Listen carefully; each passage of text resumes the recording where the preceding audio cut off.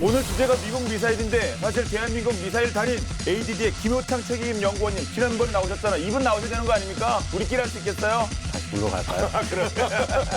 이런까지. 네. 일리터리어 사이언스의 신면 만난 본게임 오늘도 본 내용으로 곧장 진격해보도록 하겠습니다. 안녕하세요. 저희는 본게임 2의 S입니다.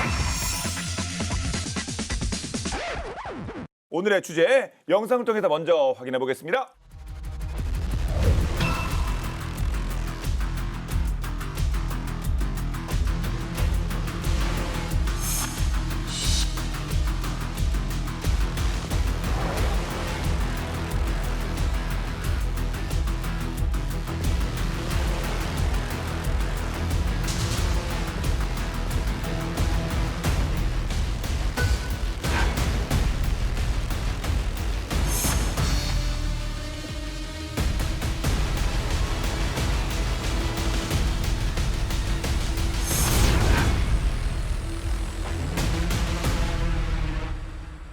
최근 아시아 태평양 지역의 군사적 긴장감이 참 이게 걱정스럽게도 고조되고 있습니다. 미국과 중국이 앞다퉈 군사력을 과시하며 패권을 잡기 위한 움직임을 보이고 있기 때문인데요. 그런데 이와 관련해서 매우 핫한 소식이 방금 영상에서 보신 미국의 극초음속 미사일. 근데 얘가 아메리카가 아니라 아메리카의 본토 외에 배치가 됐다고요? 맞습니다. 예. 지금 사실 미국이 굉장히 단단히 벼르고 있는데요. 최근 트럼프 대통령이 미 국방부 Department of the Defense 명칭을 전쟁부 Department of War로 변경하는 행정명령에 이제 서명하게 됐어요. 물론 이제 정식 명칭이 완전히 바뀌려면 의회 승인이 필요하긴 한데, 그러니까 한마디로 국방 디펜스가 아니라 방어, 오펜스까지 하는 게 이제 대놓고 하겠다는 그쵸. 겁니까? 방어 능력만 강조하는 게 아니라 준비 태세와 결의를 더 강력하게, 자, 전쟁부, 우리는 전쟁을 할 수 있다. 우리는 강력한 군대를 가지고 있다. 자, 이런 얘기를 이제 하고 싶은 것 같은데요. 자, 이런 분위기 속에서 화제가 됐던 사건 중에 하나가 극초음속 미사일 다크 이글의 호주 배치 소식이 아닐까 합니다. 그러니까 미국 외 지역에 처음으로 극초음속 미사일을 배치했을 뿐만 아니라 이 같은 달 호주에서 열린 다국적 연합훈련 탈리스만 세이버에서 다크 이글을 실사격 훈련을 했다라고 밝히기도 했어요. 세뮤얼 파파로 미 인태 사령관은요, 미군이 전방에서 극초음속 미사일 체계의 지휘 통제, 작전 능력을 검증했다, 이런 후기를 남기기도 했죠. 예.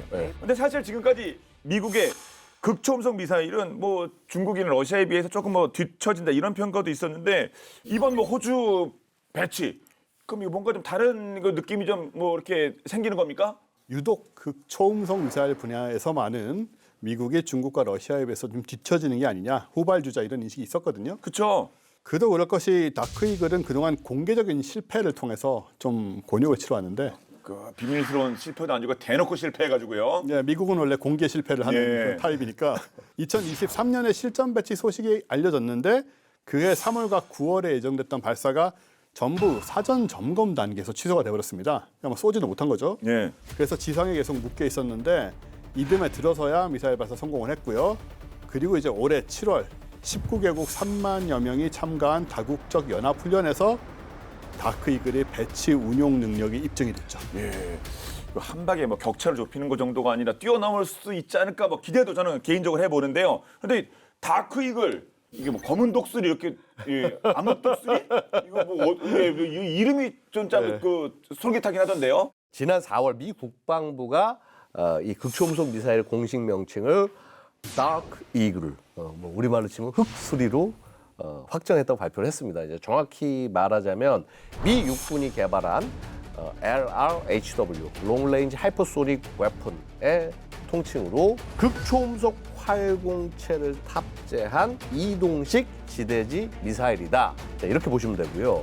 극초음속 무기는 미사일에서 분리돼서 활공하는 극초음속 활공체, 그다음에 혹은 자체 추진 엔진으로 비행하는 극초음속 순항 미사일, 이 두 가지는 아닌데 다크 이글은 전자에 해당합니다. 다크는 이제 대공 시스템, 장거리 무기, 통신 인프라 등 적의 모든 역량을 암흑으로 만드는, 무력화시키는 미사일의 능력을 다크라고 표현했다고 하고요. 이글은 독수리의 속도, 은밀성, 기동성 등을 상징한다고 합니다. 야. 극초음속 활공체 CHGB를 탑재한 캐니스터와 이동식 발사대, 그러니까 텔이죠. 그다음에 지휘통제소 지원 차량으로 구성이 되고요. 한 개 포대에 2연장 발사기를 장착한 텔 4대가 세트로 구성이 돼서 그건 뭐냐면 한 포대에 8발 쏠 수 있다. 예. 이렇게 말씀드릴 수가 있습니다. 뭐 미국이 작정하고 만들었거만 뭐 3만 명 앞에서 그냥 제대로 PT를 했는데 보여줬는데 스펙 어떻습니까? 사거리가 2,800km고 최대 속도는 마하 17. 아, 17이요? 예, 흔히 나오는 숫자는 아니죠. 그쵸. 근데 사실 속도도 속도지만 진짜 극초음속 미사일로 분류가 되려면 비행 중에 이제 그 기동성이 있어야 되거든요. 일반적인 탄도미사일은 보시는 것처럼 이렇게 포물선을 그리면서 이렇게 쭉 내려오게 돼 있어서 그렇죠. 우리가 계산 가능하게 이렇게. 네. 그런데 극초음속 미사일은 저 2번 여기처럼 궤도를 내려오면서 특히 자유자재로 변환하면서 변칙 비행을 할 수가 있기 때문에 탐지도 요격도 아주 어렵다. 다크이글도 마찬가지입니다. 저런 식으로 가속을 하면서 내려오다 보면 운동 에너지가 엄청나지거든요. 그래서 이제 단단한 곳에 묻혀 있는 그런 표적을 뚫고 들어가서 파괴하는데 굉장히 유용한데 네. 지난 6월에 미군이 B2 스텔스 폭격기로 이제 벙커버스터 투하에서 그 이란 포르도 핵시설 공격했던 거 기억나시잖아요. 아, 그쵸. 뭐 방사능이 뭐 이렇게 밖으로 안 나올 정도로 잘 묻었다는 얘기도 있고 뭐 네. 아예 없었다는 얘기도 있고 많았죠. 예. 여러 가지 설이 있었는데 네. 지금 나오는 얘기는 당시에 이 3만 파운드 13.6톤에 달하는 그 GBU-57을 사용을 했는데 지하 벙커를 완전히 뚫지는 못했다라고 그렇게 정리가 된 것 같습니다. 아, 근데 결론은 또 그렇게 나왔군요. 예. 근데 그 며칠 후에는 다 이제 좀 흐지부지해서 우리가 몰랐잖아요. 잘. 네. 이게 대충 그런 관점으로 잡힌 것 같고 그런데 다크이글의 경우에는 오히려 그쪽을 완전히 무력화할 수 있는 그런 운동 에너지가 있으니까 이제 이런 쪽으로 사용하기에 아주 좋다, 대단한 위력이다라고 볼 수 있을 것 같고요. 다크이글은 이 GBU-57 벙커버스터하고 같은 수준의 화력을 갖고 있으면서도 또 초음속 기동을 하니까 타겟의 입장에서 날아오는 걸 알아도 의사결정을 할 시간이 없다는 거죠. 막을 수 있는 방법이 없고 그래서 대응 불가능하다. 이런 무기 체계라는 점이 또 좀 다른 점인 것 같습니다. 그렇습니다. 근데 이 다크이글이 앞서서도 말씀하셨는데 몇 번 취소도 되기도 하고 이 개발 과정이 이게 좀 길기도 했고 쉽지 않았던 것 같아요. 이게 쉽게 나오면은 뭐 첨단 무기가 아니죠. 아, 그렇죠. 예, 우리 예. 지난번에 오셨던 그 책임 연구원님, 김우창 연구원님이 그 하실 일이 많이 없어지는 거죠. 예, 쉽게 나오면. 예. 근데 미국이 이제 공식적으로 다크 이글을 개발해 온 거는 2019년 INF, 그러니까 중거리 핵전력 조약 파기를 선언한 뒤였습니다. 1987년에 미국과 이제 구소련은 중거리 핵전력 조약을 맺고 사거리 500km부터 5,500km 이하의 중거리, 단거리 미사일의 생산과 실험, 배치를 전면 금지하는 조약을 맺었었어요. 자, 근데 이제 그 사이에 이 INF 가입국이 아닌 중국이 야금야금 아무런 제약 없이 중단거리 미사일을 많이 개발을 해버린 거죠. 중국 인민해방군이 보유한 중단거리 미사일은 최대 3,000여 기 정도 추정이 되고요. 예. 전 세계에서 중단거리 미사일을 가장 많이 보유한 국가가 중국이다. 이런 말이 나올 정도로 된 거죠. 솔직히 미국 입장에서는 뭐 아차했을 수도 있겠는데 뭐 이미 중국은 뭐 다양한 중단거리 미사일을 통해서 미국 엄청 뭐 위협하고 있는 상황 아닙니까 이미? 그렇죠. 딱 그냥 미국만을 딱 골라서 미군을 위해 만들었어. 그래서 대표적인 게 항공모함 킬러라고 불리는 대함 탄도미사일. 그러니까 탄도미사일을 배에다 쏘는 미사일을 개발한 겁니다. 그래서 이게 둥펑 21D, 사거리가 1,800에서 3,000km 정도. 요걸 실전 배치를 했고요. 대만을 겨냥한 둥펑 15 단거리 탄도 미사일, 사거리가 600에서 1,000km 정도고요. 주한 미군과 주일 미군 기지를 핵으로 공격할 수 있는 둥펑 16 미사일이고 사거리 1,000km입니다. 요거 전부 다 배치 완료했습니다. 예. 많이들 알고 계신 것처럼요. 중국은 반접근 지역 거부, 그러니까 A2AD 이 전략을 통해서 미국의 접근을 차단하고 태평양 통제권을 거부하고 있어요. 중단거리 탄도 미사일과 항공모함, 구축함, 잠수함 등의 전략 자산으로 대만과 남중국해에 다가오는 적, 그러니까 미국이죠.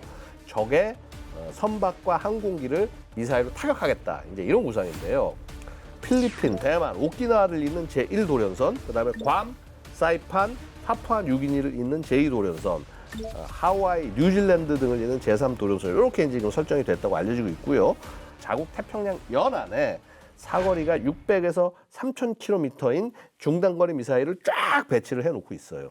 자, 미국은 이런 위협이 자국과 그다음에 동맹국의 안보에 치명적인 위협이 될 수 있다 판단을 했고 여기에 맞서기 위해서 미국이 한 선택이 자 우선 바로 이 다크 이글을 호주에 배치하는 거 이거였습니다. 네. 근데 이 다크 이글을 배치하면 이 돌연선이라는 게 야, 이쪽으로 오지 마 이거 아니에요. 내가 밖에 빠져 있어. 근데 그 중국의 돌연선 무력화가 가능한 겁니까? 이 다크 이글만 있으면 이제 배치하면요? 네, 미국도 사실 이 공격용 중거리 미사일을 아시아 태평양에 전진 배치함으로써 첫 단추를 깼다고 할 수가 있는데 네. 다크 이글을 통해서 이제 호주 대륙을 중심으로 대중국 군사 거점을 구축한다라는 그런 움직임이긴 합니다만은 다만 다크 이글의 사거리가 2,800km 정도이기 때문에 대만 해협까지는 미치질 않는 거죠. 제일 핵심일 수 있는데 한마디로 아니 사거리가 안 되는데 그럼 무슨 돌연선 무력화 이게 뭐 얘기가 더 진행할 필요가 있는 겁니까? 그거 잘못 배치한 거 아니에요? 변수가 뭐냐면 네. 다크 이글은 잠수함 탑재가 되거든요. 지금 얘기 나왔던 건 호주에서 지상에서 이렇게 배치한 거고 네네. 잠수함에서도 뭐 발사 가능해요, 그럼요? 그렇죠. 그래서 잠수함에 탑재를 하고 이제 중국 근해까지 가서 발사할 수도 있고 이를테면 제2 돌연선 바깥인 호주에서 안전하게 있다가 네. 유사시에 잠수함에 싣고 가서 이제 중국 대륙까지도 공격할 수 있는 그런 전략 자산이 바로 다크 이글이라고 할 수가 있고 미국 입장에서는 그러니까 대만 침공 같은 그런 급작스러운 상황이 생겼을 때 좀 신속하게 대응할 수 있는 전진 기지와 무기가 체계가 지금 사실 만들어졌다고 볼 수 있습니다. 네. 뭐 잠수함에서 발사할 수 있다면 뭐 사거리가 큰 의미가 없겠네요. 잠수함이 어디 위치에 있느냐에 따라 달라질 테니까요. 그러면 호주 육지에서 운영, 이건 어느 부대가 이제 운영을 하는 겁니까? 운영 주체? 이거 어떻게 되는 겁니까? 주체는 사실 미 육군이에요. 그러니까 잠수함. 잠수함은 이제 잠수함에 가는 건 해군이 운용하는 거고 예. 기본적으로 이제 지상형으로 개발이 돼서 지상 발사형으로 개발이 돼서 미 육군이 운용을 합니다. 그럼 이게 네. 왜 만들어졌냐면은요. 미국이 지금 자랑하는 최신의 구조의 부대인 MDTF 그러니까 멀티 도메인 태스크 포스 다영역 임무 부대 혹은 다영역 팀단, 다영역 작전 부대 이런 이름으로 불리는 바로 이 MDTF에 배치될 비장의 무기가 바로 다크 이글이에요. 예. 그동안 미 육군은요 장거리 타격력이 굉장히 부족했어요. 특히 이제 9.1 테러 이후에는 대테러 전쟁에만 집중을 하면서 특수전 전력은 되게 비대해졌는데 사실은 이제 예를 들어서 중국이나 러시아 이런 나라들과 싸우는 소위 대국 간의 정말 커다란 대전을 준비하는 그런 대비 태세는 좀 미흡했다 이제 이렇게 평가를 할 수가 있고요. 미군이 숫자도 불리하고 전반적으로 이 화력도 떨어지는 상황을 어떻게 극복할 거냐? 그게 바로 다영역 작전 부대인 NDTF예요. 미 육군의 타격 범위가 한 뭐 300km 정도? 그러니까 이제 보통 우리 그 MLRS에 장착된 에이테킴스 같은 게 기준으로 했을 때 300km 정도밖에 안 됐는데 이 미 육군의 타격 거리를 사실상 뭐 1000km 이상의 어떻게 보면 무한대라고 표현할 수도 있겠죠. 이렇게 늘려서 전략 표적의 장거리 타격 임무까지 수행할 수 있게 된 겁니다. 미 육군이. 덕분에 중국의 A2A를 뚫을 수 있는 능력을 미 육군이 갖게 됐다고 평가를 하는 거고요. MDTF의 예하에는 이 장거리 타격 임무를 담당하는 전략 타격대대, 뭐 혹은 전략 활약대대라고 우리가 번역할 수도 있는데, 요게 있고요. 그 다음에 적의 공중 위협으로부터 부대를 보호하는 방공대대, 그 다음에 독립 임무를 수행할 수 있도록 돕는 여단 지원 대대 등으로 구성이 되고요. 물론 이제 필요에 따라서 편제가 굉장히 유연하게 바뀐다. 미국이 대테러 전쟁 이후에 계속 추구해왔던 소위 모듈식 부대화가 굉장히 잘 적용된 게 바로 이 MDTF입니다. 이미 미 워싱턴주의 제1 MDTF, 그다음에 독일의 제2 MDTF, 하와이의 제3 MDTF까지 창설된 상태고요. 2028년까지 전부 5개 MDTF 부대를 만들어서 그중에 3개는 인도 태평양에 배치할 계획이다. 이렇게 알려지고 있습니다. 네. MDTF 타영역 부대 이름이 좀 어려운데 앞서 뭐 다크 이글도 보유하고 있고 또 어떤 그 화력 자산들이 이 부대에 소속되게 되는 겁니까? 예, MDTF 소속의 전략 타격 대대가 보유하고 예. 있는 다크 이글 외에 다른 미사일도 충분히 위협적이고요. 일단 32km부터 1000km 구간의 정밀 타격을 맡고 있는 하이마스가 있고요. 하이마스. 그리고 프리즘이 있고요. 중거리 화력 체계로는 이제 타이푼하고 토마호크 순항 미사일, 그다음에 SM-6 미사일이 460km, 1600km 구간에서 또 정밀 타격을 수행을 하고 그 이상의 구간은 이제 다크 이글이 담당하게 되고요. 역시 가장 중요한 특징은 뭐냐면 이 다영역 부대가 사용하는 모든 장비를 C-17이나 130 수송기를 통해서 신속한 전개를 할 수 있다는 겁니다. 그래서 사전에 전진 배치를 해놓을 필요가 없다는 점이 중요합니다. 그럼 이거 엄청 장점 아닙니까? 그렇게 필요할 때는 팍팍 내려버리면 되니까. 예, 그리고 뭐 육군의 굉장히 중요한 부분이라고 할 수 있을 예. 것 같은데 만약에 유사시 그 다영역 부대의 작전이 이제 펼쳐진다고 가정을 해보면 가장 먼저 전자전, 사이버, 정보, 지휘, 통제 장비를 적군과 인접한 곳에 이제 소규모로 분산 전진 배치를 해서 정보 수집을 하고 융합을 하게 되죠. 동시에 사이버와 전자전을 통해서 적군의 지휘, 통신 및 감시 정찰 능력을 무력화하고요. 그리고 수백에서 수천 킬로미터 떨어진 후방에서 이제 C-17이나 C-130으로 전개한 다양한 미사일 포대들이 공격을 감행하는 이런 구조로 되어 있습니다. 결국은 이제 이걸 하려면 정말 미 육군 전력이 뭐 해상, 공중, 우주하고 다 연결돼 있는 상태가 되는 거고 그렇게 됨으로써 미 육군이 해군이나 공군의 지원을 받지 않고도 공격과 방어가 자체적으로 가능하다는 예. 부분이라서 인도 태평양 지역에서 그 미 육군의 기동과 배치를 가로막고 있던 바다라든가 섬 지형을 육군 자체로 극복할 수가 있다는 게 포인트죠. 그렇군요. 솔직히 육군이란 말은 좀 안 맞는 것 같긴 한데 다 극복이 가능하다. 예. 그럼 이 다영역 부대의 뭐 미사일들 이런 뭐 장비들이 뭐 신속하게 이동 배치가 된다면 뭐 굳이 뭐 호주뿐만 아니라 그냥 뭐 한국 뭐 저기 뭐 일본 뭐 다 배치 가능한 거 아닙니까? 그래서 사실 필요하면 언제든 전진 배치할 수 있도록 하기 위해서 수송기 탑재를 가능하도록 한 거예요. 예.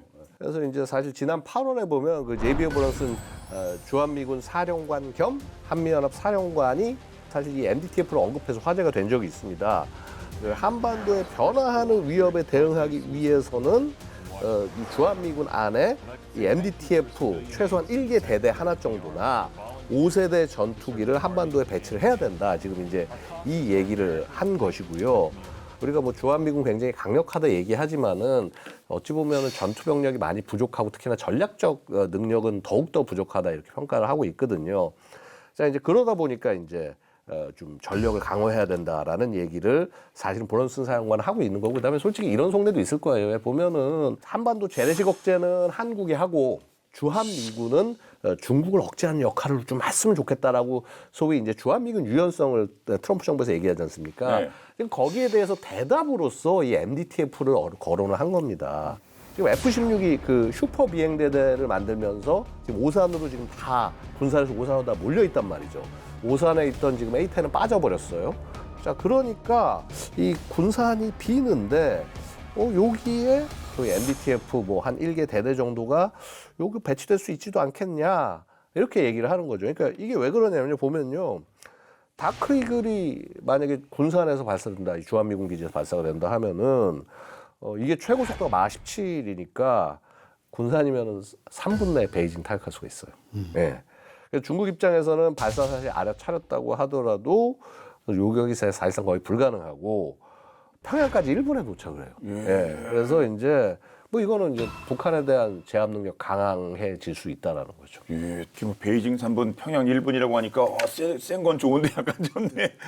괜히 이거 긴장 고조하는 것이 아니까 걱정 들기도 합니다만. 그럼 근데 아무튼 이 다영역 부대가 이 뭐 주한미군 내건 이렇게 한반도로 들어온다. 그럼 어떤 변화들이 예상이 될까요? 일단 그 문제가 되는 중국과 북한을 상대로 당장에 뭐 미사일을 쏘고 하는 그런 행위는 아니지만은 감시 정찰, 정보 수집, 사이버, 전자전 등을 이제 미군이 진행할 수 있게 되고요. 그쪽 역량도 더 추가될 수 있겠군요. 그렇죠. 예. 그리고 수송기만으로 신속한 전개가 가능하다 보니까 주한미군이 한반도 밖으로 진출할 수 있는 그 전략적 유연성이 생긴다는 겁니다. 서로 다른 전구에 속해 있던 한반도, 일본, 괌이 단일 전장으로 이렇게 바뀌는 효과가 기대가 될 수가 있고요. 그야말로 이제 인도 태평양 미군 전체를 대중국 견제에 좀 몰빵하는 이런 셈이 돼서 여기서 좀 더 범위를 넓혀 생각하면은 러시아 극동 지역까지 사정권에 넣을 수 있다라고 볼 수 있고요. 이건 뭐냐? 주한미군을 이렇게 다영역 부대로 전환할 경우에는 미중 대결 구도에서 우리나라의 정치 군사적 가치가 완전히 달라진다라는 결과가 됩니다.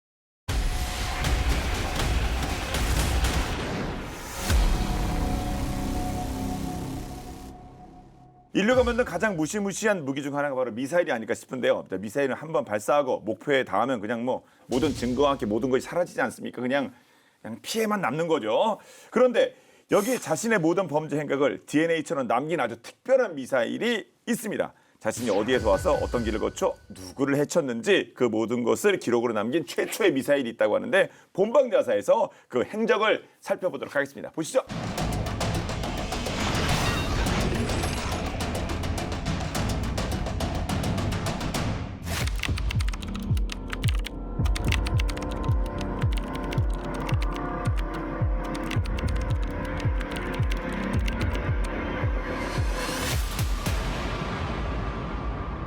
하늘 위의 밀실, 수천 개의 거짓말, 그리고 강대국의 비호까지 모든 것이 완벽해 보였죠. 하지만 그들은 단 하나의 실수를 저질렀습니다. 자신들이 남긴 아주 작은 흔적 하나를 전혀 예상치 못한 존재가 끈질기게 추적하리라고는 상상하지 못했던 겁니다.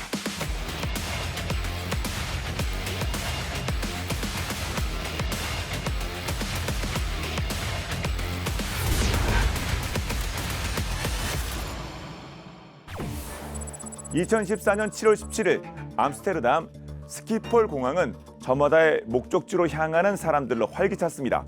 말레이시아 항공 MH17편도 그 활기 속에서 이륙했는데요. 비행기 안에는 휴가를 떠나는 가족, 방학을 맞아 집으로 돌아가던 유학생, 태어난 손주를 처음 만나러 가는 할아버지와 할머니 등 298명의 승객이 타고 있었습니다. 이 비행기의 목적지인 말레이시아 쿠알라룸푸르로 가기 위해서는 공교롭게도 분쟁 지역인 우크라이나 동부 상공을 지나야만 했는데요. 지상에선 교전이 한창이었지만 국제항공당국은 순항고도인 10km 상공은 안전하다고 판단했죠. 그래서 수많은 국제선 항공기들이 아무런 문제 없이 이 하늘길을 이용했습니다. MH17편 역시 정해진 하늘길을 따라 순조롭게 고도 33,000피트를 유지하며 동쪽으로 향하고 있었는데요. 하지만 오후 4시 20분 MH17편은 아무런 경고도, 비상호출, 메이데이도 없이 전 세계 항공 관제 레이더망 위에서 신호가 호련히 사라져버리고 말았습니다. 인근 관제탑에서 몇 번이고 무선으로 호출했지만 돌아오는 것은 침묵뿐이었죠. 얼마 후 MH17편은 우크라이나의 드넓은 해바라기 밭에서 산산조각이 난 채 발견되었는데요. 이 참혹한 광경 앞에서 모두가 같은 의문을 품었습니다. 멀쩡히 잘 날아가던 여객기가 대체 왜 이곳에 추락했을까? 보통 비행기가 엔진 고장이나 조종사 실수 같은 문제로 추락할 경우 동체는 대부분의 형태를 유지한 채 지면과 충돌하면서 부서지는데요. 당연히 잔해는 비교적 좁은 구역에 집중되기 마련이죠. 하지만 MH17편의 현장은 그 상식과 너무나도 달랐습니다. 가장 무거운 엔진 덩어리부터 가벼운 여권까지. 대한민국 여의도 면적의 17배가 넘는 50제곱킬로미터 지역에 잔해가 흩뿌려져 있었고 발견된 동체에는 벌집처럼 수백 개의 파편 구멍이 뚫려 있었죠.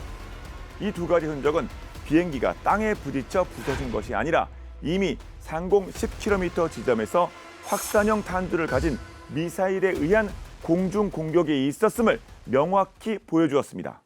하지만 여기서 또 다른 질문이 생기는데요. 공중 공격이라면 이는 전투기가 쏜 공대 공 미사일일까? 아니면 지상에서 쏜 지대 공 미사일일까? 수사관들은 그 답을 현장에서 발견된 이 나비 넥타이 모양의 파편에서 찾았습니다. 이 독특한 파편은 수많은 미사일들 중에서도 지상에서 발사되는 부크 미사일의 9N314M 탄두에서만 나오는 고유한 형태였기 때문이었죠. 부크 미사일은 냉전 시절 구소련이 자랑하던 악명 높은 지대 공 미사일인데요. 최대 22km 상공까지 도달할 수 있어 MH17편을 격추하기에 충분했고 자체 레이더에 피하 식별 기능이 없어 민항기를 군용기로 오인할 수 있다는 치명적인 약점도 가지고 있었습니다. 부크 미사일이 범인이라는 사실은 명확해졌지만 이것만으로는 부족했는데요. 당시 전쟁 중이던 러시아와 우크라이나 양측 모두 부크 미사일을 보유하고 있었기 때문이었죠. 진짜 쟁점은 이것이었습니다. 수백 대의 북구 중 어느 나라의 북구 미사일이 이 범죄를 저질렀는가? 이 막막한 현실 앞에 평범한 시민들로 구성된 탐정단 벨링캣이 등장하는데요. 그들은 용의 차량의 몽타주를 확보하기 위해 전쟁 지역에서 촬영된 수만 장의 사진과 영상을 샅샅이 뒤졌죠. 수주간의 끈질긴 추적 끝에 벨링캣은 마침내 범인의 정체를 특정하는 데 성공하는데요. 범인은 러시아 발사 차량 332호에서 발사된 북구 미사일이었습니다. 가장 먼저 제시된 증거는 사건 바로 다음 날 러시아로 복귀하는 발사 차량 332호의 모습이 담긴 영상이었는데요. 네 발의 미사일 발사관 중 한 자리가 명확하게 텅 비어있는 모습이 확인되었죠. 이는 발사 차량 332호가 북구 미사일을 발사했다는 것을 의미했습니다. 또 다른 증거는 러시아의 한 시민이 올린 블랙박스 영상에서 발견되었는데요. 영상에는 발사 차량 332호가 포함된 군부대가 우크라이나 국경을 향해 이동하는 모습이 담겨 있었습니다. 벨링캣은 영상 속 주유소 간판과 도로 표지판을 구글 스트리트 뷰와 하나하나 대조하며 이 차량이 사건 한 달 전부터 이미 범행 장소를 향해 이동하고 있었다는 완벽한 이동 경로를 증명해냈죠. 그리고 가장 결정적인 증거는 바로 이 사진이었는데요. MH17편이 격추된 직후 인근 주민들이 하늘로 솟구치는 하얀 연기 기둥을 촬영한 사진이었죠. 벨링캣은 이 사진의 차량 위치를 분석해 발사 지점을 특정했고 그곳은 바로 오전에 발사 차량 332호가 목격되었던 지역과 정확히 일치했습니다. 벨링캣이 제시한 이 명확한 증거들은 국제합동조사팀의 공식 수사에 결정적인 역할을 했는데요. 결국 법정은 이 증거들을 모두 인정하여 관련자들에게 유죄 판결을 내렸고 이는 평범한 시민들의 집단 지성이 국가의 거짓말을 이겨낸 중요한 선례가 되었습니다. 이 비극적인 사건의 진실을 밝혀낸 것은 평범한 사람들이 기록한 일상의 순간들이었는데요. 이전까지 인터넷 정보는 그저 가십이나 음모론 정도로 취급받는 경우가 많았습니다. 하지만 MH17 사건을 통해 공개된 정보를 과학적으로 교차 검증하면 국가정보기관을 능가하는 진실을 밝혀낼 수 있다는 것이 증명되었죠. 북구 미사일 332호는 자신이 남긴 수많은 디지털 유령들에게 발목이 잡혀 역사상 최초로 자신의 모든 알리바이가 폭로된 미사일로 기록되었다고 합니다.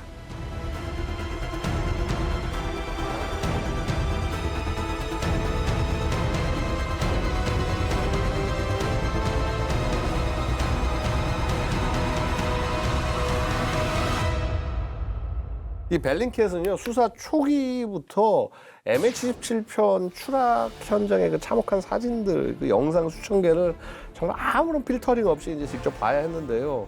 그 이들의 활약 뒤에는 이런 그 현실적인 희생과 용기가 있었다는 점 기억해야 하지 않을까 싶습니다. 네.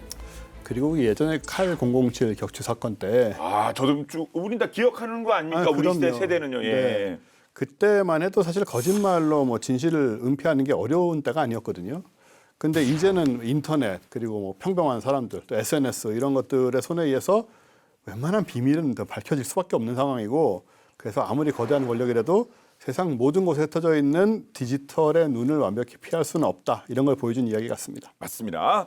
자, 다시 본론으로 돌아와서 미국의 최신의 극초음속 미사일 다크 이글에 대해서 이야기를 더 나눠봐야 될 텐데, 네, 이에 맞서는 중국과 러시아의 극초음속 미사일 어떤 것들이 있는지 이것도 한번 다시 복습해봐야겠죠 저희가. 예, 일단요, 이제 미국이 다크 이글이 개발에 집착 아닌 집착을 했던 이유는요, 중국과 러시아가 훨씬 먼저 극초음속 미사일 개발을 완료해서 실전 배치까지 했기 때문인데요. 9월 초에 중국 전승전 80주년 열병식에 공개된 무기도 보셨습니까? 네. 보고 있으면은요, 최대 10개 핵탄두를 탑재할 수 있는 다탄두 대륙간 탄도미사일 DF-61, 동풍 61이 등장을 했고, 그리고 또 전 지구가 사정권이다라고 하는 엄청나게 거대한 대륙간 전략핵 미사일 DF-5C, 둥펑5C가 정말 화려하게 등장을 했어요. 중국은 극초음속 미사일 3총사까지 공개를 했는데요. 그중에 눈에 띄었던 게 해군용 극초음속 미사일인 잉지-21, YJ-21, 요게 사거리가 1000에서 1500km 정도로 알려집니다. 그다음에 055형 구축함, 052D형 구축함, 흉-6K 폭격기 등에서 발사를 할 수 있다라고 알려지고 있고요. 항모전단, 대형 수상함, 미국의 해군 기동부대 등을 목표로 사용할 수 있다고 알려졌죠. 그다음에 괌킬러 DF-26의 개량형인 DF-26D, 자, 최대 사거리가 5000km입니다. 이것도 등장을 했는데 제2도련선인 괌까지 도달이 가능해서 주1 미군 기지나 필리핀 해를 타격하는데 충분히 활용을 할 수 있어요. DF-26D 때문에 대만 유사시 미 항공모함이 대만 해협 1000km 밖에 머물러야 한다. 뭐 이런 얘기가 나올 정도라고 합니다. 그리고 중국 전승절 80주년 열병식에 등장한 극초음속 미사일 3총사 중 나머지 하나가 이제 DF-17인데요.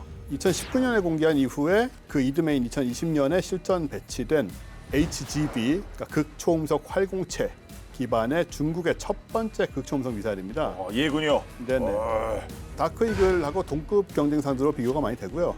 다크이글처럼 이렇게 이동식 발사대에서 발사가 돼서 지상 목표물 타격할 수 있고 사정거리는 1800에서 2500km 정도, 그리고 마하 5에서 10의 속도를 가졌다고 하니 예. 뭐 다크이글보다는 좀 느린 것으로 스펙상으로 보여집니다. 중국 푸젠성과 저장성에서 DF-17을 발사하면 일본 오키나와 전역이 사정거리 안에 포함된다고 해요. 그 얘기는 우리나라의 미군기지와 그 필리핀 미군기지도 범위에 들어간다는 얘기입니다. 예. 언뜻 그 스펙적으로 보면 다크이글이 좀 위에 있는 것 같기도 한데 이 두 미사일 둥펑 17하고 다크이글 이거 비교해보면 어떻습니까? 사실 비교하기에는요, 운영 목적이 좀 전혀 다르기는 해요. 아, 그래요? 그러니까 이제 둥펑 17 같은 경우는 미 항공모함이나 미군의 이제 해군 뭐 대형 함정들 요걸 이제 타격할 목적, 한마디로 대함 임무를 위해서 만들어졌는데, 한마디로 그 중국의 A2AD 반접근 지역 거부 전략의 핵심 무기 중 하나로 손꼽힙니다. 그러니까 심지어 뭐냐면 미국의 고고도 미사일 요격 체계인 사드까지 무력화할 수 있는 게 극초음 미사일이 이렇게 알려져 있고요. 자, 반면 다크이글 같은 경우는요, 중국의 A2AD 네트워크 반접근 지역 거부를 위해서 만들어진 그런 이 체계 자체를 붕괴시키기 위해서 만들어진 만큼 강화된 지상 기반 시설을 공격하는 데 집중을 했어요. 보다 표적 범위가 훨씬 더 넓고요. 성능면에서 차이가 있는데 이제 사거리가 얼추 비슷해 보이기는 합니다만, 근데 속도는요, 다크이글이 말도 못하게 빠릅니다. 둥펑 17은 이제 17인데 예. 실제 속도는 마하 한 5에서 14 정도 이제 이렇게 알려지고 있고요. 중국 관계자가 양국의 극초음속 미사일 비교했을 때는 중국제가 미제보다 낫다라고 언제나 우리 중국 분들이 잘 주장을 하시죠, 그렇죠? 우리는 세계 최고다. 미국이 다크이글을 호주에 배치한다고 그래도 중국에 직접적 영향을 미칠 가능성은 매우 낮다라고 예상한다고 발언을 하셨다네요. 아, 그렇죠. 예. 근데 러시아 옆에 또 푸틴 대통령도 보고 있었을 것 같은데 무슨 생각했을지 궁금하긴 한데 러시아 상황은 어떻습니까? 러시아는 이미 지난 2018년 무렵에 가장 먼저 극초음속 미사일인 아방가르드를 공개를 했었죠. 아, 이름부터 독특합니다. 네. 예. 그때 발표된 속도가 무려 마하 27이라서 시속 33,000km니까요. 다들 좀 당황을 하는 그런 상황이었는데, 물론 실제 속도는 마하 12 정도가 아니겠느냐. 아, 이거는 반품해야 되는 거 아닙니까? 아니, 그러니까 다크이글이 17인데 알고 보니 실속도 12. 이 정도는 솔직히 뭐 벤치마크 테스트 같은 거 하잖아요. 이렇게 하면은 무슨 예, 저희 무슨 CPU나 이런 것들 오케이 오차범위인데 27이라고 해놓고는 12면 이건 뻥 아니에요? 뻥? 사기 아닙니까? 옛날 우리식으로 얘기하자면 펜티엄 사는데 286이 온 것 와, 같은 그렇죠. 이거는 사기예요. 근데 좀 놀랄 정도로 차이가 많이 나긴 해요. 진짜 많이 차이 나네요. 네. 그리고 이 러시아 아방가르드는 미국 다크이글이나 중국의 DF-17처럼 이동식이 아니고 고정식 사일로 기반으로 ICBM에 탑재가 돼서 발사가 됩니다. 지금 보시는 것 딱 그런 분위기죠. 게다가 재래식 탄두가 아니라 2메가톤급 핵탄두 탑재 가능하고요. 심지어 한 개의 대륙간 탄도미사일 저 ICBM 안에 최대 12기의 아방가르드를 탑재할 수가 있습니다. 그래서 다크이글은 전구 수준에서 재래식 신속 타격 능력을 제공하는 극초음속 미사일이라고 한다면, 이 아방가르드는 미국 본토의 미사일 방어망을 관통하고 러시아의 핵 보복 능력을 보장하기 위해 설계된 전략 핵무기다. 기본적인 차이가 있죠. 그렇군요. 아니, 속도는 극초음속이 맞는데 이거는 용도상 이거는 워낙 뭐 ICBM이라 그렇다면 오늘 우리가 얘기하고 있는 뭐 다크 이글이나 뭐 둥펑 뭐 17 이런 것과 비교되는 만한 러시아 미사일 뭐 신형이 좀 나온 게 있습니까? 있죠. 그 러시아가 지난해 우크라이나를 향해서 직접 발사한 극초음속 중거리 탄도미사일 오레시니크입니다. 예. 이게 이제 처음에 왔을 때는 막 우크라이나에서 야 뭐 러시아가 ICBM을 썼다고 해서 난리가 났었는데 아 그게 이거였죠? 네, 아, 알고 맞다. 봤더니 예, 이제 예. 이게 오레시니크였고 속도가 이제 마하 10에서 11 정도고요. 미사일 최종 강화하는 과정에서 탄두가 6개로 다탄두로 분리돼서 각기 다른 표적을 공격할 수 있는 걸로 알려졌습니다. 실제 공격 당시에도 보면은 여러 개로 갈라져서 떨어지는 걸 볼 수가 있었어요. 러시아는 오레시니크가 이제 대량 생산에 들어갔다고 주장을 했지만 사실 이 이후에 이 무기를 사용한 사례는 확인되지 않았는데 벨라루스 국방부 장관이 러시아와 벨라루스 간의 연합군사훈련인 자파드 2025를 앞두고 자국에 오레시니크를 배치하기 위한 합동훈련 계획을 밝힌 적이 있다고 합니다. 예. 뭐 이렇게 여러 나라들이 뭐 견제하고 또 그것도 이기려고 또 개발하고 이렇게 막 치열하게 왔다 갔다 하면서 와 이거 극초음속 미사일 경쟁이 제대로 불붙은 것 같은데요. 네, 사실 지금 중국이야 뭐 아시아 태평양 지역 패권을 노리고 있고요. 예. 미국은 다크 이글의 호주 배치를 통해서 견제에 나서고 있고 러시아도 가만히 있을 리가 없죠. 지난 8월에 러시아 외무부가 미국을 겨냥한 성명을 발표했는데요. 새로운 위협에 상응하는 조치로 러시아는 더 이상 중단거리 지상발사 미사일 배치에 대한 제한에 얽매이지 않는다. 이 얘기는 그 INF 협정에 더 이상 별 신경을 안 쓰겠다는 식의 선언이고요. 따라서 이제 앞으로 이란이나 북한 등의 핵 탑재가 가능한 중단거리 미사일을 실전 배치할 수도 있다라는 전략적 자유를 선언한 거고 여기에 핵탄두를 실을 수도 있다라는 상황인 거죠.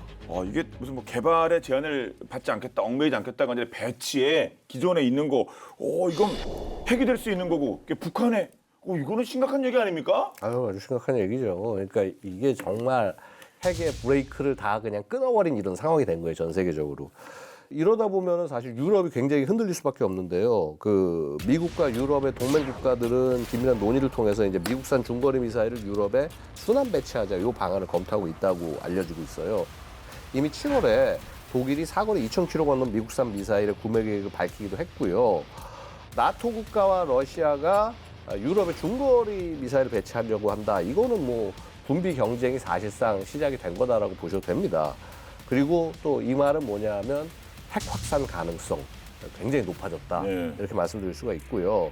러시아는 거추장스러운 약속에 매이지 않겠다라고 선언을 했고 중국도 빠른 속도로 군사력 증강을 하고 있고 인태 지역이 2차 세계대전 이후에 가장 위험한 화약고 후보로 떠오르고 있다. 뭐 사실 우리가 뭐 발칸 가지고 계속 그렇게 얘기했지만요. 네. 지금 발칸하고는 비교도 안 될 그런 상황입니다. 이게 강 대 강, 이게 이렇게 계속 치닫다 보면은, 그럼 어쩔 수 없지, 뭐 더 센 거 만들어야지, 더 강한 거 만들어야지, 뭐 이렇게 갈 수밖에 없는 거 아닙니까, 흐름이? 그걸 우리가 군비 경쟁이라고 하는 네. 겁니다. 근데 이 지역에 뭐 중국하고 뭐 러시아만 있냐? 아니죠. 인도도 있고, 네. 일본도 있고, 다 이 나라들 다 지금 극초음속 미사일 개발하고 시험 봐서 성공했다고 얘기를 하고 있어요. 특히 일본 같은 경우는 뭐 극초음속 미사일 개발 거의 끝나는 단계에 있다 이렇게 얘기를 하고 있고요. 근데 사실 이 동네에 미사일 끝판왕이 하나 있죠. 북한입니다. 예. 북한도 이제 극초음속 미사일 굉장히 꾸준히 개발을 해 와서요. 자, 2021년 10월인가요? 그때 보면 이제 화성 8형 시험 발사를 시작으로 해서 지난해부터 이제 올해까지는 이제 화성 16 나형까지 선보이고 있는데 이게 우려가 되는 게 뭐냐면 특히나 쐐기형 탄두 같은 경우에는요. 다탄두인 멀브 그다음에 극초음속 다탄두 그 기동성 제도 체인 마부. 자, 요런 거 기술 개발을 하고 있는 과정을 볼 수가 있는 거예요. 그래서 뭐 실제 보면 작년 여름엔가요 보면은 이 그 다탄두를 분리하는 실험까지도 이제 실시를 했고요. 이게 정말 성공을 북한이 주장한 것만큼 한 거냐는 확실히 모르지만요. 이거 저 정도로 열심히 하고 있다는 거는 이미 굉장히 의미 있는 진전을 하고 있다라는 뜻으로 보셔야 돼요. 예. 거기에 이번에 우크라이나 그 전쟁에 우리 북한군 지원해줬는데 푸틴 대통령 우리한테 뭐 줄 거 이렇게 해가지고 앞서서 그 뭐 오레시니크 이거 다탄두 분리 그거 아닙니까? 뭐 그런 기술이라도 받은 거 아니에요? 이거 솔직히 북한이? 직접 러시아가 주지는 않아요. 그러니까 근데 러시아가 직접 줄 일은 없으니까 다행이다 이렇게 이게 아니라 문제는 뭐냐면요. 여태까지 북한이 전부 러시아나 중국에서 기술해온 게 절취를 하거나 혹은 거기에 있는 은퇴한 전문가들 만나가지고 이 사람들한테 얻은 정보 갖고 다 개발한 거란 말이에요. 네. 지금 러시아가 관계 좋으니까 가서 우리가 은퇴한 사람 누구를 만나려고 하는데 FSB 같은 보안 기관이 안 막는다? 그러면 정보 그냥 얻는 거예요. 북한과 러시아가 서로 접촉했다는 것 자체가 이미 사실상 기술이 넘어가는 거에는 어떻게 보면 끝난 게임이 될 수도 있다라는 거죠. 이게 저는 사실 이 부분이 제일 걱정스러웠고 그래서 이 부분에 대해서 대응을 좀 해야 된다고 말씀을 드렸는데 좀 쉽지 않았죠. 네. 기술 이전이 되지 않기를 바랄 뿐입니다. 그럼 이제 우리나라, 우리 대한민국의 극초음속 미사일 개발 상황은 현재 어떻습니까? 우리도 반가운 소식이 좀 들어왔는데요. 네. 대한민국 극초음속 미사일 개발이 좀 가시권에 들어왔다. 이런 보도가 있었습니다. 네. 지난 9월 초에 ADD에서 수행한 극초음속 비행체인 하이코어의 비행 시험 장면이 처음으로 공개가 됐거든요. 정확히 표현하자면은 극초음속 미사일이라기보다는 극초음속 비행체라고 지금은 얘기할 수 있는데 탄도미사일 방식이 아니고 이제 순항 미사일 방식으로 네. 엔진을 계속 켜고 가는 그런 방식이고요. 네. 시험 발사에서는 최고 속도 마 6, 그러니까 시속 7,300km 정도. 순항 미사일인데 꽤 빠른 거 아닙니까? 그러면? 굉장히 빠른 거죠. 예. 뭐 순항 미사일로서는 뭐 상당히 좀 높은 기술이라고 볼 수 있는데 고도 23km까지도 또 도달을 했고요. 이 하이코어는 기존의 극초음속 순항 미사일이 주로 단일 부스터를, 그러니까 엔진 하나짜리를 사용하던 거에 비해서 2단 고체 연료 로켓 부스터를 채택을 하고 예. 있습니다. 그래서 그 힘으로 이제 스크램제트 엔진이 작동할 수 있는 초고속 영역까지 가속을 할 수가 있다고 알려져 있고요. 그리고 이번 실험을 통해서 실제 발사 전 공기 역학 성능 그리고 구조적 안전성 성능도 다 맞췄다고 합니다. 예, 든든한데요. 근데 지금까지는 극초음속 미사일이라기보다는 극초음속 비행체라고 말씀하셨거든요. 그럼 이게 앞으로 향후에는 어떻게 활용될 수 있는 겁니까? 비행체니까요. 얘를 어디에 싣고 어떤 플랫폼에 운용하냐에 따라서 다양한 운용이 가능한 거죠. 그러니까 한번 3위 넣고 막 이러는 겁니까? 육해공 다 되는 거예요. 육해공. 네, 그러니까 지상 발사는 이미 이제 수직 발사는 실험 통해서 검증 다 됐고요. 네. 그다음에 이제 뭐 앞으로 이제 뭐 KF-21이라든가 뭐 혹 가능하면 F-19K 같이 대형 전투기에다가 장착을 해서 항공기 투발하는 거 이거 당연히 할 수 있고요. 뭐 3,000톤급 장보고 3 잠수하면 이제 한국형 수직 발사기 이거 뭐 사실 탄도미사일 쏠 수 있게 해놓은 거니까요. 그리고 혹은 이제 8,200톤급 차세대 이지스 구축함 정조대왕급에서도 충분히 운용 가능하고 그 이외에도 탄도 미사일을 쏠 수 있는 수직 발사관을 갖고 있는 함정이라면 모두 다 쓸 수가 있는 거예요. 그러네요. 예. 이미 가지고 있는 플랫폼이 엄청나네요. 이제 미사일로 잘 만들기만 하면 될 것 같습니다. 그러면 전력화는 언제쯤 될까요? ADD는 내년 봄까지 이중 램제트 전환 기술을 그리고 2028년까지는 가변식 공기 흡입구를 확보할 계획인데요. 그 이후에는 대한민국표 극초음속 순항 미사일을 배치할 수 있지 않을까 이런 목표를 가지고 있습니다. 그리고 하이코어가 단순히 대지 타격뿐만 아니고 대함 타격 능력까지 갖추면 바로 북한, 중국이 전개하는 그 군사적 압박에 좀 즉각적인 대응책이 되지 않을까 이렇게 기대할 수 있고요. 또 중요한 건 역시 극초음속 미사일 개발 과정에서 축적된 기술을 활용해서 극초음속 공대지 미사일, 뭐 극초음속 무인기, 각종 파생 무기 개발을 이제 기대할 수 있다는 거죠. 그렇습니다.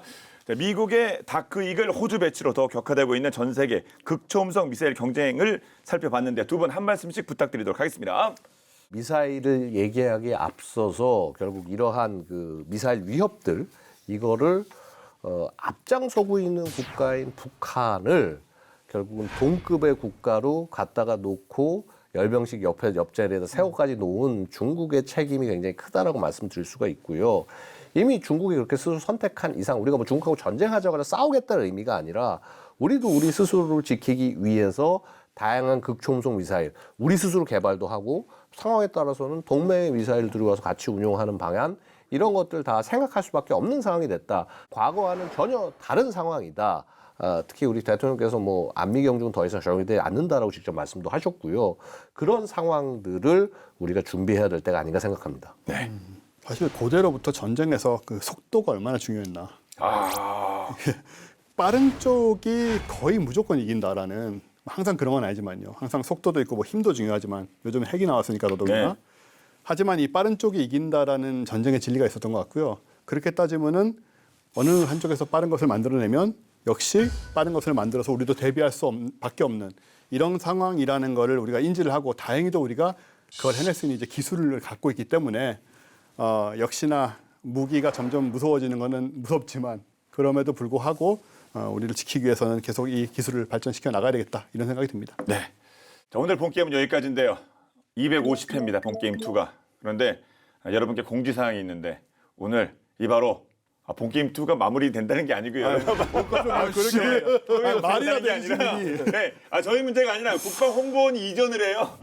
그래서 여기가 마지막이에요. 오늘이 마지막입니다. 이곳 여러분들 아시는 이 국방 홍보원 여기 스튜디오가 마지막입니다. 멀리 안 갑니다. 국방부 인근으로 가거든요. 그래서 새로운 청사에서 더욱더 좋은 장비에서 여러분 만날 수 있을 것 같아요. 예, 어떠십니까, 우리 원쌤?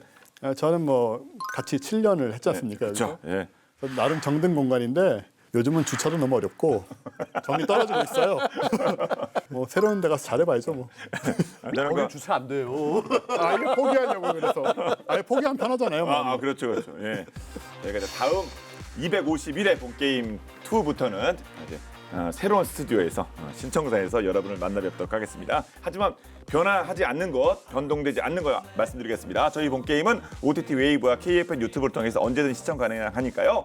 많은 활용 부탁드리겠습니다. 다음 주 저희는 새로운 청사 그리고 새로운 스튜디오에서 여러분 찾아뵙도록 하겠습니다. 이것도 하니까 뭉클한데 그래도 네, 그래요. 지금까지 저희는 본 게임 2의 S. 지었습니다. 고맙습니다. 여기 좋은데 PX도 있고 그러니까. 요즘 PX 갈 수 있어요? 못 가죠. PX도 사다 주시는 분이 계시니까 네. 와, 네 진짜 올해 이곳에서 했습니다. 정말 2018년부터면 40대 때 우리가 시작해서 이제 어느덧 저도 심지어 40대 때. 이제 50대 중반이 됐고 네. 또